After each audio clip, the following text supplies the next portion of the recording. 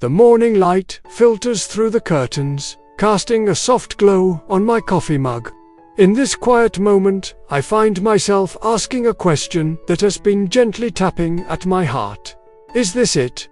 It's not a cry of despair, mind you, more like a whisper of curiosity, a gentle nudge from my soul. At 70, I've lived a life rich with experiences. The pitter-patter of little feet that once echoed through my home, the warmth of a partner's hand in mine, and yes, the ache of loss that comes with time's passing. But here's the thing about time.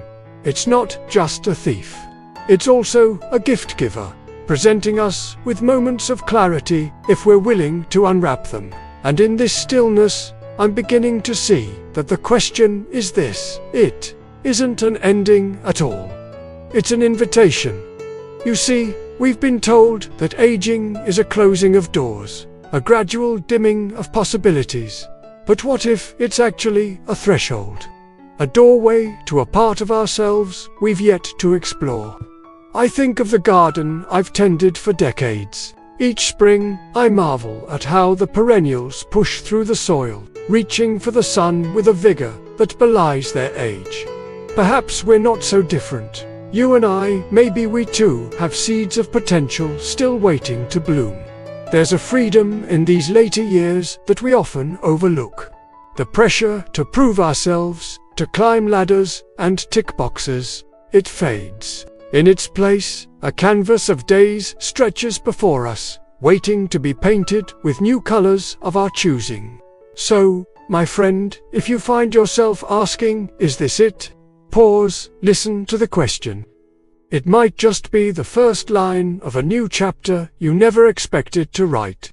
What if, instead of seeing our age as a limitation, we embraced it as a unique vantage point?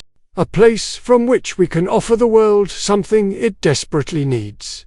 Wisdom tempered by experience. Compassion deepened by loss. And joy made sweeter by the knowledge of life's fleeting nature. This isn't about grand gestures or radical changes.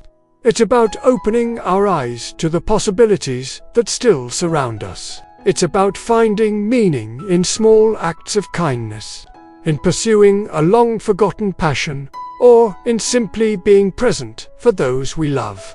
As the sun climbs higher, warming my face through the window, I feel a sense of anticipation stirring within me. No, this isn't it. This is just the beginning of something new. And I, for one, am curious to see where it leads. So, shall we turn the page together? After all, the story isn't over until we decide it is. The silence creeps in, soft as a whisper, yet heavy as lead. It's not just the absence of sound, but the void where his laughter used to be. Where our conversations once filled the air, now only echoes of memory remain. I find myself standing in the kitchen, fingers tracing the edge of the countertop where he'd lean. Mug in hand, sharing stories of his day. The grocery store aisles feel longer now, each step a reminder that I no longer need to reach for his favorite cereal or debate which apples to buy. Even our bed, once a sanctuary of shared dreams, now feels vast and empty on his side. Sometimes, I wonder if what I'm feeling is loneliness, or if it's the lingering tendrils of grief, wrapping around my heart. They say time heals all wounds, but they never mention how that healing leaves its own kind of scar. Invisible, yet ever present. The ache of missing him doesn't fade, not really. It changes, evolves, becomes a part of me, like laugh lines or the silver in my hair. Some days, it's a dull throb, barely noticeable beneath the routines of daily life. Other times, it crashes over me like a wave, leaving me breathless and reaching for a hand that's no longer there. But, in that ache, I've found an unexpected truth. The love we shared didn't disappear when he did. It lives on, woven into the fabric of who I am, coloring my world even in his absence. My heart remembers every touch, every shared joke, every quiet moment of understanding. And perhaps that's why the silence feels so heavy sometimes. It's not empty at all. It's filled with all the words we'll never say, all the moments we'll never share. Yet, in that same silence, I find a strange comfort. It's a space where our love still echoes, where memories play like old films against the backdrop of my mind.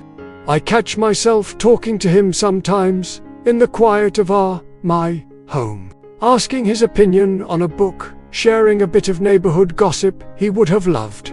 And in those moments, I swear I can almost hear his reply, see the twinkle in his eye. The world moves on, as it must. But my heart, it still longs to connect, to share, to love, not to replace what was lost, but to honor it. To carry forward the capacity for joy and connection that our years together nurtured. So I sit with the silence, let it wrap around me like a familiar blanket. And in its unexpected weight, I find not just grief, but gratitude.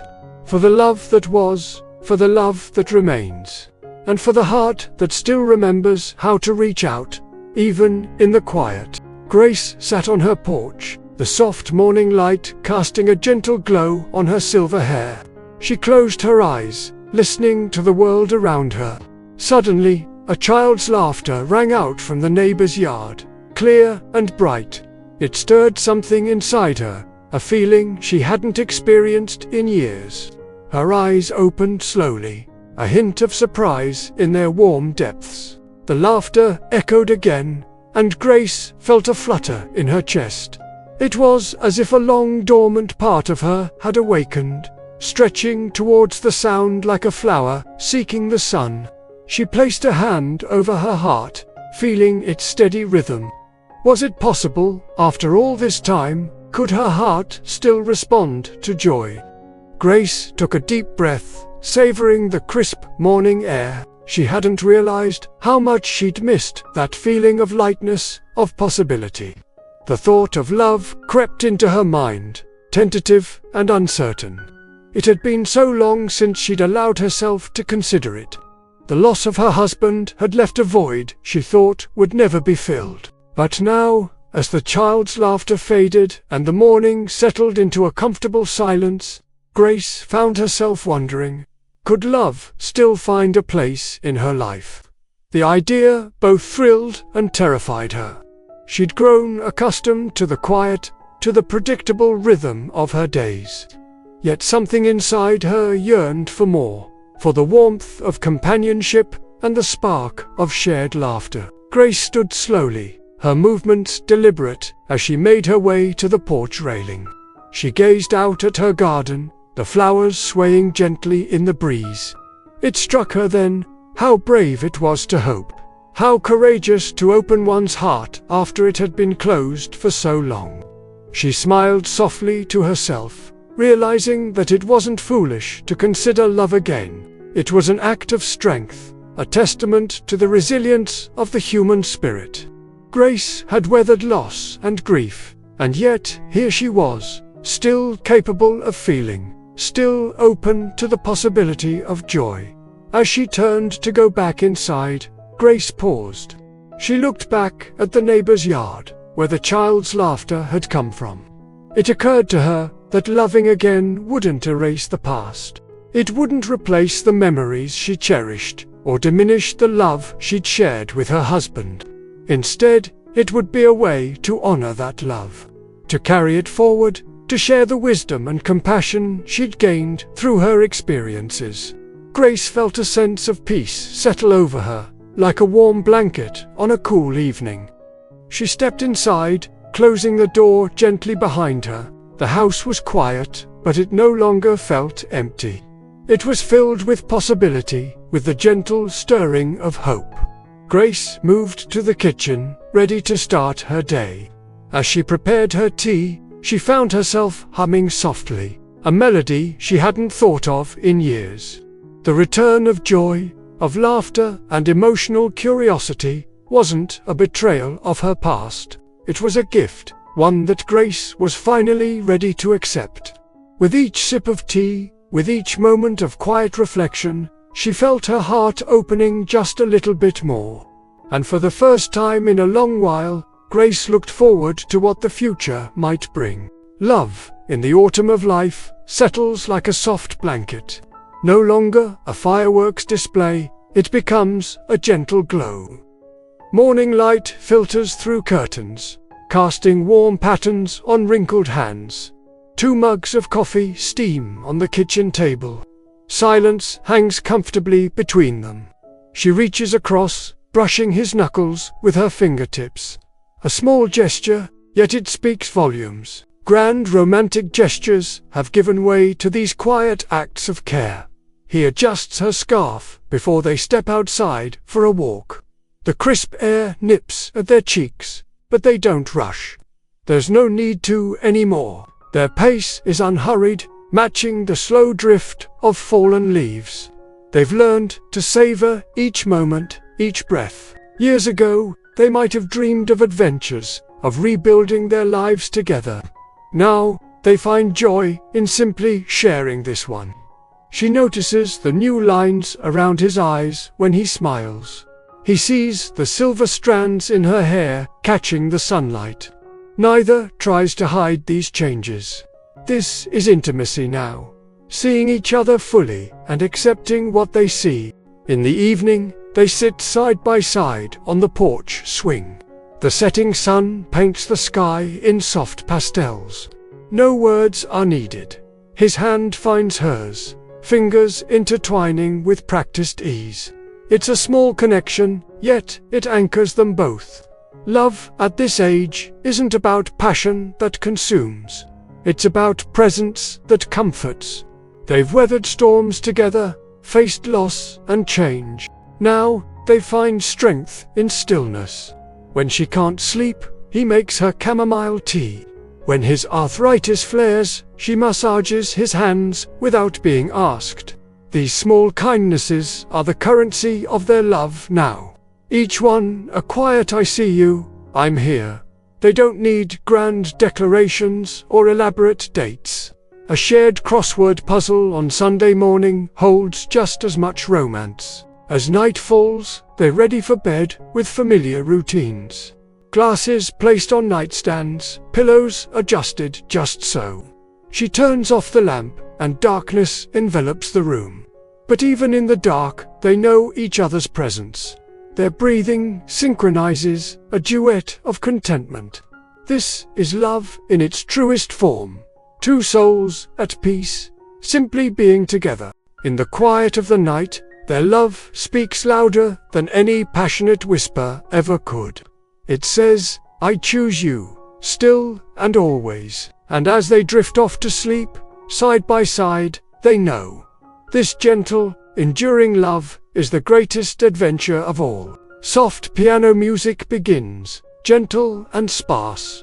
Sound of a clock ticking softly in the background. You know, there's this idea that as we get older, we should just be grateful for any companionship. That simply not being alone is enough. But I want you to hear me when I say this. You deserve so much more than that. Sound of pages turning, pen scratching on paper. You deserve someone who truly sees you. Not just the surface, but all the depths of who you are. Someone who recognizes the wisdom in your eyes, the stories etched in your smile lines, the strength in your weathered hands. Gentle breeze rustling through curtains. Love, at this stage of life, isn't about finding someone to fix you or fill an emptiness. It's about being honored for exactly who you are right now. It's about finding a person who cherishes your experiences, respects your boundaries, and celebrates your growth. Sound of a teacup being gently placed on a saucer. I want you to know that you are still enough, just as you are. Your worth isn't measured by your ability to keep up with the latest trends or your physical stamina. It's in the kindness you've cultivated, the resilience you've built, the love you've given and received. Clock chimes softly. You deserve a love that's intentional. One that chooses you day after day. A love that's patient with your pace, that listens to your stories. even the ones you've vetoed 100 times before, with genuine interest. Sound of chair creaking as someone settles in. Remember, your heart doesn't have an expiration date. It's still capable of fluttering, of expanding, of loving deeply and passionately. Don't let anyone convince you that you should settle for less just because of the number of candles on your birthday cake. Piano music swells slightly. You've lived, you've loved, you've lost. And through it all, you've become this beautiful, complex, worthy person. Don't let anyone dim your light or make you feel small. You deserve a love that sees your radiance and reflects it back to you. Sound of pages being closed in a book, so hold out for that love that respects you, that grows with you, that adds richness to your days. Because you, my dear, are deserving of a love that's as deep, as respectful, and as intentional as you are. Piano fades out, leaving only the soft ticking of the clock. Grace sits on her porch, the soft morning light casting a gentle glow on her silver hair. Her eyes, warm and reflective, gaze out at the garden she's tended for decades. With a slow, measured breath, she begins to speak. To open your heart again takes courage. Not because of fear, but because of what you already know. Trying again means facing memories. It's revisiting the tender places within yourself, the ones you've carefully protected. It's allowing vulnerability to bloom alongside hope, like delicate flowers pushing through the soil after a long winter. You're not rushing headlong into love. This isn't the impulsive leap of youth. No, you're choosing it with clarity. Each step forward is deliberate, grounded in the wisdom of your experiences. Your story isn't over. The chapters you've lived have shaped you, but they don't define your future. There are still blank pages waiting to be filled, new characters to meet, and unexpected plot twists to unfold. Love now is about intention, not impulse. It's built on a foundation of self-knowledge and hard-earned understanding. You recognize the value of companionship, the warmth of shared silences, the comfort of a hand held in yours. You carry your past with you, but it doesn't weigh you down. Instead, it's a quiet strength, informing your choices and deepening your capacity for connection. Opening your heart doesn't mean forgetting. It means honoring all that you've been through while still believing in the possibility of more.